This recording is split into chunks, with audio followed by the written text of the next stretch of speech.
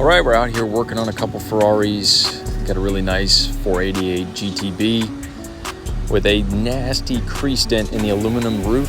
You can see really nasty deep crease, and we want to be as minimally invasive as possible on a repair like this. I don't want to disturb the interior to get to the backside. Ideally, we do need to kind of get to the backside on this, and we actually are going to, but majority of the repair is going to be done with glue pulling, as you're seeing here.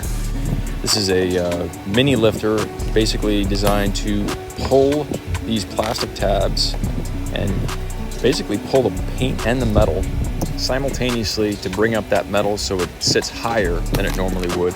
And we go in and kind of sculpt and reshape that aluminum using a knockdown, as you're seeing here. Ferrari has amazing paint, and the adhesion with the paint to the substrate is just phenomenal. We're able to get away with doing repairs like this from the outside, a majority of the repair. Then we had to go in from the inside, like I mentioned, and just kind of slowly pick. We found a nice little opening that allowed us in that headliner to very meticulously get behind the dent and kind of push out all the little lows that were left behind to do some fine tuning. But came out fantastic. We're gonna do a little polishing on the roof there and make this thing 100% for the customer. Don't repaint your exotic car when there's really no need to.